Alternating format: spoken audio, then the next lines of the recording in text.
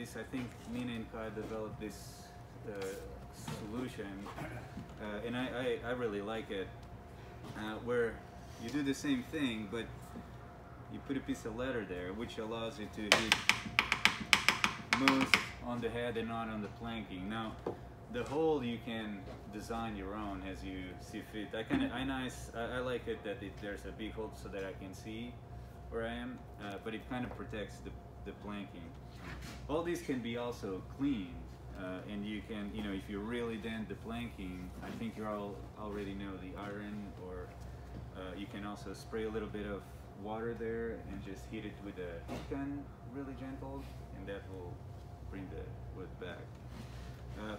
Now, on this side here,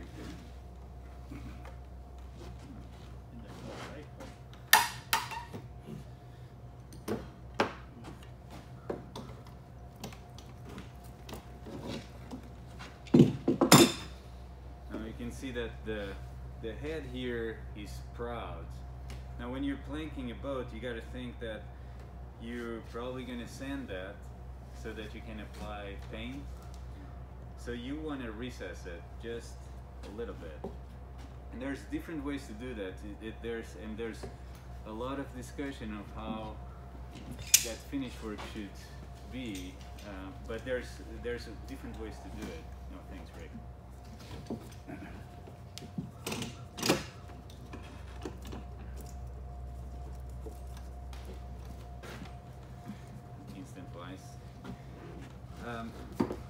One way to do it is, say our next rivet is there. One way to do it is just use a fastener bit to slightly dent the wood, and you can put it on reverse. That kind of works so that you don't just drill a full hole for your planking. Yeah.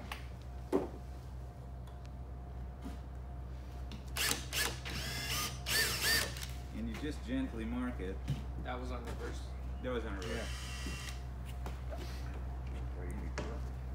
Yeah, I mean you can, you don't have to do it on reverse. It's just so that you can have a little bit more control of how much you're drilling. And then you pre-drill.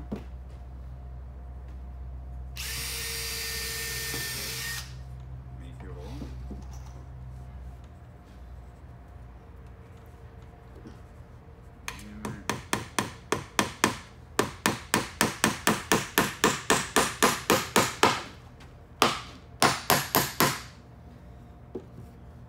And then you can set it with the nail set.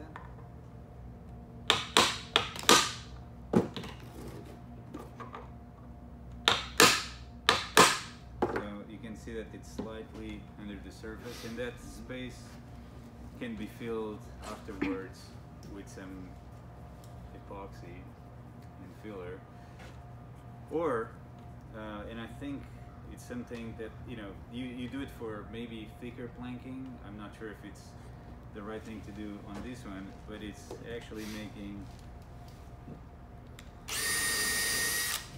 making a hole that allows you to then put a bung in, so that then you'll have just the right finish. But just different levels of how you want your finish work to look like. If you've done it this way on this end that's proud, can you do anything about it now? Yes. Yes. So if that happens, one thing you can do is. Do you mind holding this right there? Sure. Yeah. Just need to set it. A little easier. You can set that head, because pine is quite soft, so you can just set it like that. And remember that you moved your nail there, so you have to repeat the process. And when you do that, we have this. I think this is the only one we have, but we can make more of this. It's a backing iron with a nipple. You can see that this guy here is just flush, and this one is really nice. And well, Kevin has the nicest one. You can ask him can get the nipple in there and work your riveting. You know, you have to reclip and then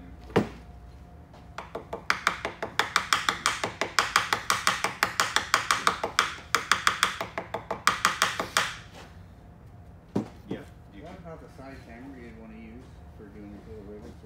Or I like the smaller size. Well, I guess you use smaller size for smaller rivets. Yeah.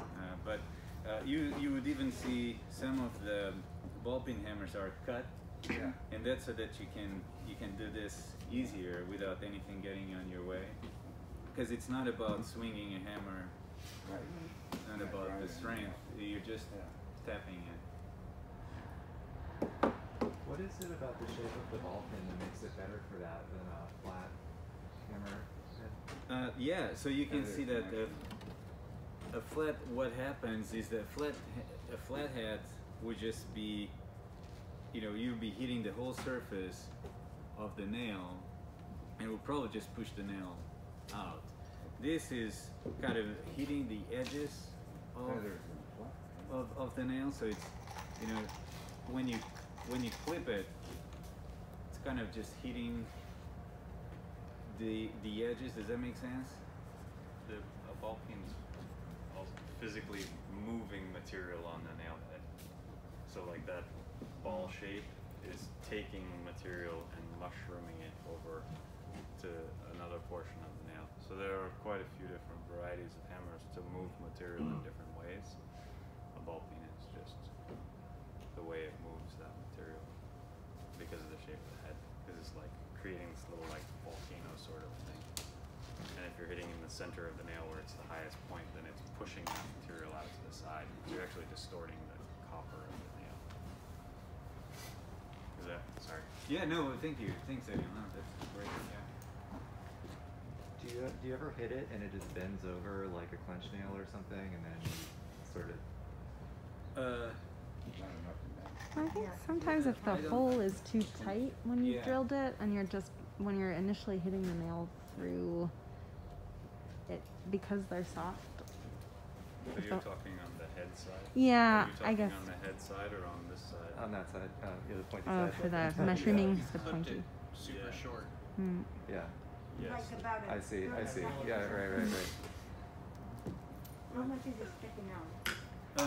So I try to use, you know, the size of the nail you pick is kind of to have enough so that you can go through what you want to go through and clip the least, because that material is just material that it just wastes.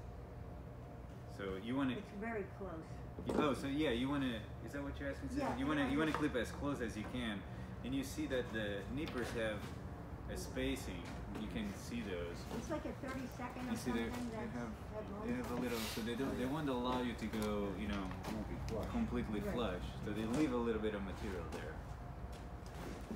And that distancing does vary a little bit as you get into larger and larger rivets. You know, you'll have more material there to move around.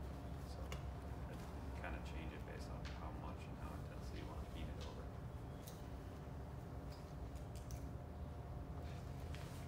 And what about this? What do we do with this? Yeah, I try to save all of that so that it doesn't, you know, it's so easy when you're doing this that all those little bits get everywhere. So it's really nice just to keep a container with you and collect them, and at least that can go to metal waste. You know, the minimum I'd say is that, and you know, if it's just on the floor, it will just go to regular trash.